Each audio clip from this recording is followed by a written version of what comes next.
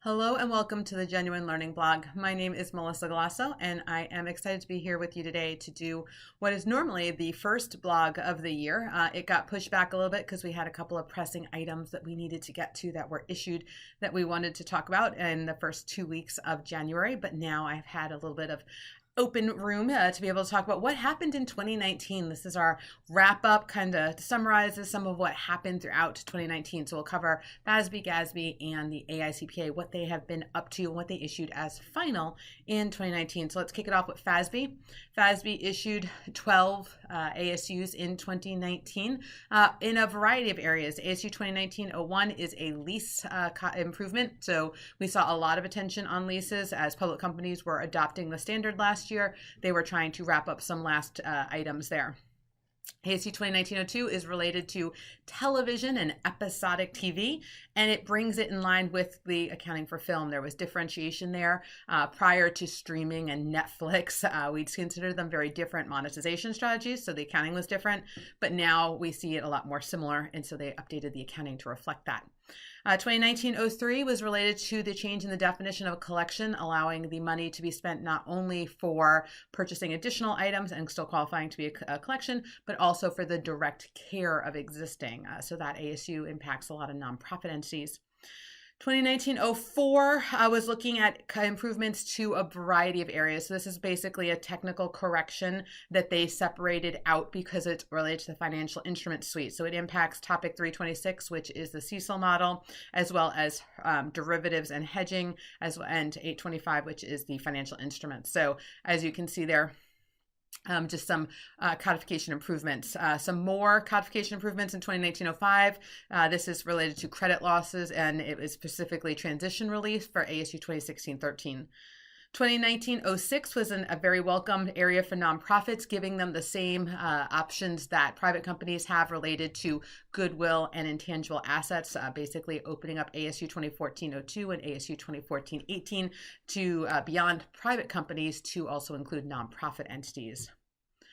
ASU 2019-07 is targeted at SEC clients. It's handling some of the disclosure updates that the SEC is, just bringing them into the codification.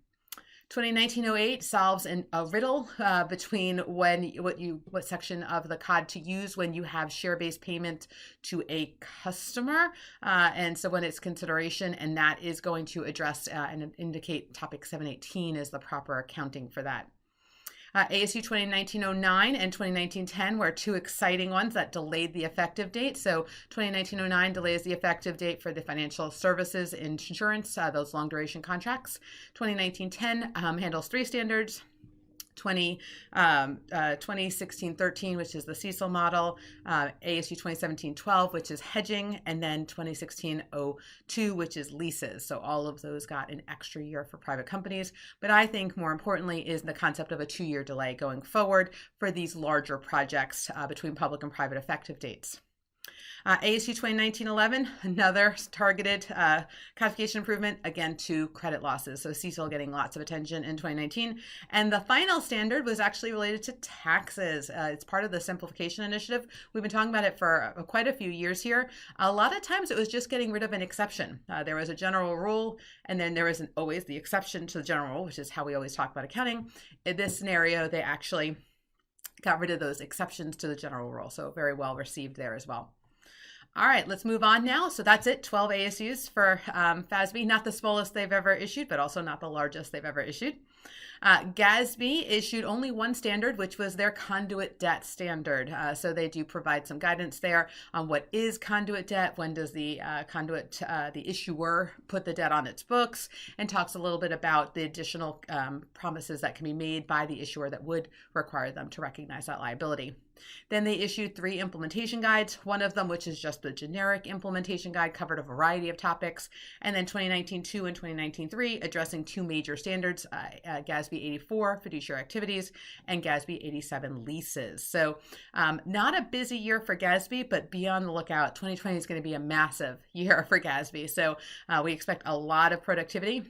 And we expect it early in the year because their chair is going to roll off in June. And so I think they're going to try to bang out as many standards as they can. So hold your seats because you're going to need them. AICPA also pretty prolific. We have a lot of things coming out. All of them are effective for our upcoming December 2020 year end. So it's going to be another wild ride. Expect a bunch of them to come out in the first half of 2020 as well. SAS 134, biggest change there is to the auditor's report. However, you'll also notice there in the title that it addresses disclosures. So definitely want to make a look at that because you have changes to the engagement letter, rep letter, lots of things going on in there, communications to those charged with governance. 135 is aligning us with a couple of standards from the PCAOB, predominantly related to how we communicate with those charged with governance and how we look at unusual transactions. 136 is a new audit report for EBPs. Biggest thing here is it creates its own topic and own section. So instead of being lumped in with all the other reports, it gets its own report and also brings in some mandatory procedures that are part of now required under the standard. 137 is handling an annual report and what is the auditor's responsibility when your client issues an annual report. Again, that's not that we're giving assurance on that annual report, but we want to make sure we read it so that's not misleading. Last one of the year was SAS 138, which is updating the definition of materiality to come back to the U.S. definition of materiality. So we had the U.S. definition of materiality issued by the U.S. Supreme Court. Both FASB and the AICPA then merged with the international standards and came and started using their definition. Last year, I guess 2 years ago, 2018, FASB updated and brought themselves back to the U.S. standard, and AICPA agreed. And now we're all back on the original definition from the 1970s. So what's old is new again. They also issued 2 SSAEs, SSAE 19, huge one. I definitely would recommend you take a look at that. Really makes agreed upon procedures a lot easier.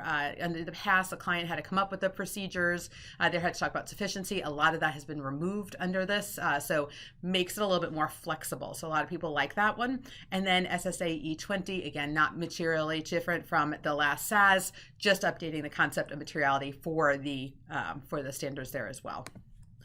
In addition, the AICPA had a lot going on, a lot of technical Q&A. They were really trying to help people out. One related to nonprofits and that definition of what is direct care for those items.